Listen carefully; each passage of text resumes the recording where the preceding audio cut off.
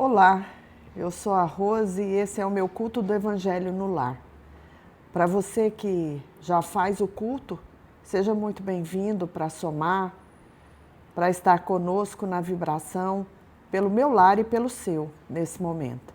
Para aqueles que ainda não fazem o culto, é uma oportunidade de aprender a fazer, de ver como se desenvolve o culto e se fazerem aí, na casa de vocês.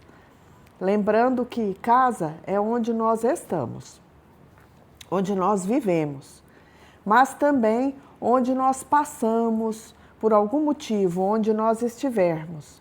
Esse é o nosso lar. Então, o importante é que o lar ele esteja presente na nossa casa, no cotidiano da nossa casa, não é? Você pode fazê-lo todos os dias, pode fazer uma vez por semana, pode fazer o necessário. Na minha casa, o culto oficial é uma vez por semana, mas todos os dias, às 5 da manhã, eu faço um culto no lar. E esse culto eu faço sozinha. E não tem problema nenhum, você não precisa ter outras pessoas com você. Se você tiver outras pessoas com você, excelente. Na sua casa, seus filhos, seu marido, sua esposa, maravilhoso. Mas se porventura não tiver, faça sozinho, porque o importante é que sozinho mesmo nós nunca estamos. Nós vamos passar os ensinamentos, vamos aprender e vamos passando. Então sempre começamos o culto com uma prece, que eu convido a todos nesse instante a fazer comigo, a fechar os seus olhos, trazer à mente a figura do nosso Senhor Jesus e agradecer por tudo. Senhor, nesse momento eu gostaria de agradecer por esse banquete que o Senhor vai nos servir nesse momento, em que nós vamos nos fartar, nos saciar da fome de saber, a fome espiritual do aprender, para que possamos trazer para dentro de nós e no nosso entorno a Tua palavra bendita. Pedimos a Tua proteção e iniciamos aqui este culto, lhe dando graças hoje, agora e para todo sempre. Eu, mais uma vez, vou usar o Evangelho segundo o Espiritismo, que é o que eu gosto demais, mas tenho aqui também o Livro dos Espíritos. Se você não é espírita, não tem problema nenhum. Faça o seu culto usando o seu livro de preferência, o seu livro instrutivo de preferência. Não tem problema nenhum. E uma leitura rápida e explique a leitura. Eu vou abri-lo aleatoriamente. E aqui para mim caiu no capítulo 7, Bem-aventurados pobres de espíritos, no item 13. Missão do homem inteligente na terra. Não vos ensoberbeis do que sabeis, porque esse saber tem limite muito estreitos no mundo em que habitais. Suponhamos sejais sumidades em inteligência neste planeta. Nenhum direito tendes de envaidecer-vos. Se Deus em seus desígnios vos fez nascer no meio onde pudestes desenvolver a vossa inteligência, é que quer que a utilizeis para o bem de todos. É uma missão que vos dá, pondo-vos nas mãos o instrumento com que podeis desenvolver, por sua vez, as inteligências retardatárias e conduzi-las até ele. A natureza do instrumento não está a indicar que a utilização deve prestar-se. A enxada que o jardineiro entrega ao seu ajudante não mostra a esse último que lhe cumpre cavar a terra? Que direis se esse ajudante, em vez de trabalhar, erguesse a enxada para ferir o seu patrão? Diríeis que é horrível e que ele merece expulso, ele merece ser expulso. Pois bem, não se dá o mesmo com aquele que se serve da sua inteligência para destruir a ideia de Deus e da providência entre os seus irmãos? Não levanta ele contra o seu senhor a enxada que lhe foi confiada para rotear o terreno? Tem ele direito ao salário prometido? Não merece, ao contrário, ser expulso do jardim? Sê-lo-á, não duvideis, e atravessará existências miseráveis e cheia de humilhações, até que se curve diante daquele a quem tudo deve. A inteligência é rica de méritos para o futuro, mas sob a condição de ser bem empregada. Se todos os homens que a possuem dela se servissem de conformidade com a vontade de Deus, fácil seria para os espíritos a tarefa de fazer que a humanidade avance. Infelizmente, muitos a tornam instrumento de orgulho e de perdição contra si mesmos. O homem abusa da inteligência, como de todas as suas outras faculdades, e, no entanto, não lhe faltam ensinamentos que o advirtam de que uma poderosa mão pode retirar o que lhe concedeu. Quem escreveu essa mensagem foi Ferdinando, um espírito protetor em Bordeaux, 1862. A reflexão que nós temos para esse nosso culto é a respeito daquilo que nós achamos que sabemos.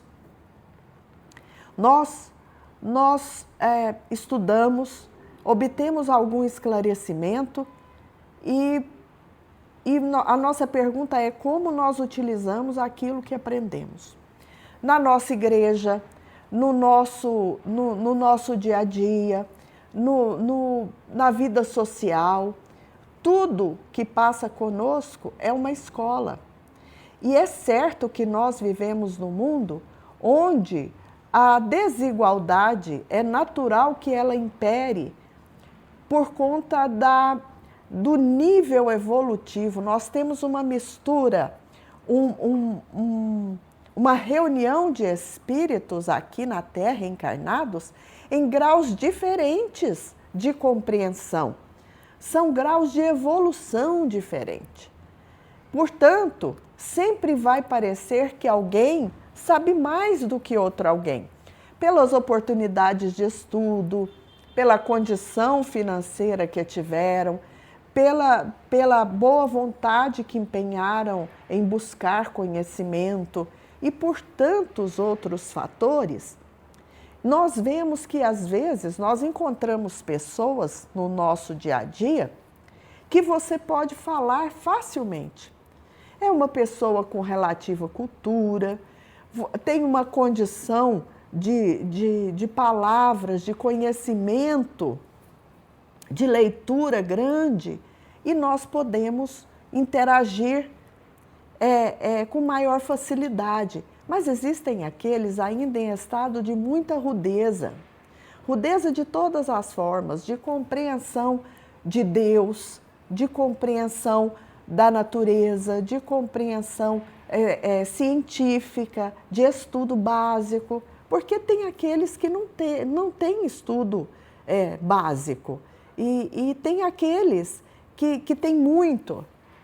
E aqui está dizendo que nenhum de nós, em nenhuma dessas condições, pode se vangloriar em cima do outro cidadão. Porque primeiro que aquilo que nós recebemos aqui nos foi dado para que nós possamos contribuir com o desenvolvimento do meio em que vivemos. Então, a nossa tarefa é sermos humildes, passarmos aquilo que nós tivemos a graça meritória, a bondade do Pai nos oferecer, de oportunizar que nós aprendêssemos, nós precisamos passar para somar, com humildade, com tranquilidade, não com arrogância. Até porque é importante nós registrarmos que todos nós, do mais rude ao mais intelectual, temos as nossas sabedorias, mas temos as nossas trevas, as nossas ignorâncias.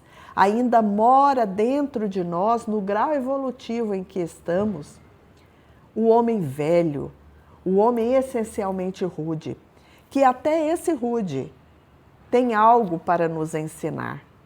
Como não fazer. Coisas que acontecem no nosso entorno que nós ficamos estarrecidos, é porque já vemos, é porque já observamos, nós já notamos, aquilo já nos dói. Então, nós já temos condição de aprender com aquele irmão, em uma condição ainda tão rude, tão primitiva. O aprendizado é como não fazer, é o que não fazer. É da maneira que não precisa ser feito. E nós, talvez, outros, melhor que nós, em uma situação de aprimoramento intelectual, pode também ver em nós algo muito rude. Importante é que nós trabalhemos a ideia de que este universo, ele tem comando. E Deus, o Pai Criador de todas as coisas, Ele nos oferece todas as condições do aprendizado. E esse aprendizado vai passar por fases. E isso não nos dá o direito de deprimir, ofender, diminuir ninguém que nós sentimos tenha menos conhecimento que nós.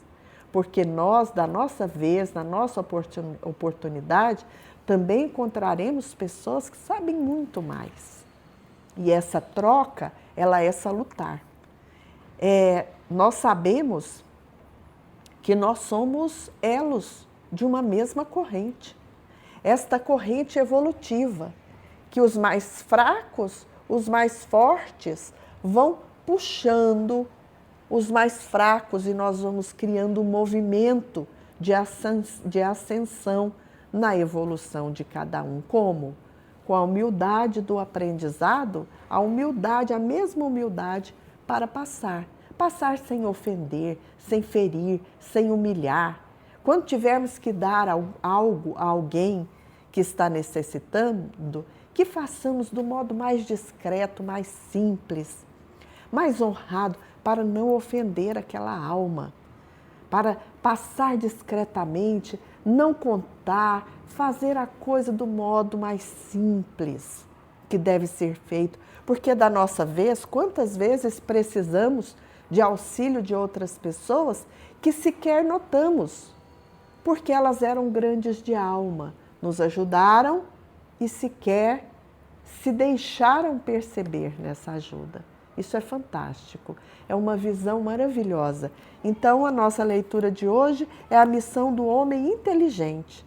Isso é inteligência, é criar harmonia, criar um ambiente de luz, é distribuir a paz, é unir, é conceituar para si mesmo de um modo diferente, para que nós possamos ter essa mensagem na nossa consciência todas as vezes que formos agir com um semelhante, que ao final das contas, nada mais é e tudo é do que nosso irmão consanguíneo a partir do Pai Criador. Em estágios diferentes de evolução, mais um irmão. Com estas palavras de hoje, eu convido a vocês a novamente reflexionarem sobre o tema, a falarem do tema na casa de vocês, assim como eu estou falando aqui na minha, porque nós temos aqueles encarnados que nos ouvem, possivelmente, mas com certeza os desencarnados do ambiente que também usufruem da experiência da evangelização, do saber, das palavras providenciais para iluminar a mente, porque tudo começa aqui, não é? E parte para o meio. E a partir do momento que nós pensamos aqui e emitimos aqui, o que corre no meio corre também por nossa conta e risco. É responsabilidade nossa. Portanto, que oralizemos o bem.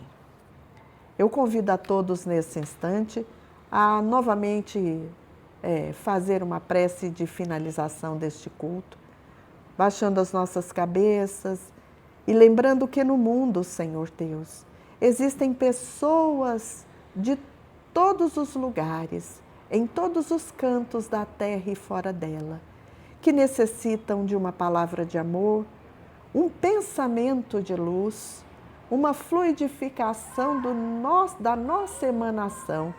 Senhor, em todos os momentos, Pai amado, que em todos os lugares essas almas encontrem assistência, encontrem paz, encontrem a companhia bendita do vosso sopro de amor.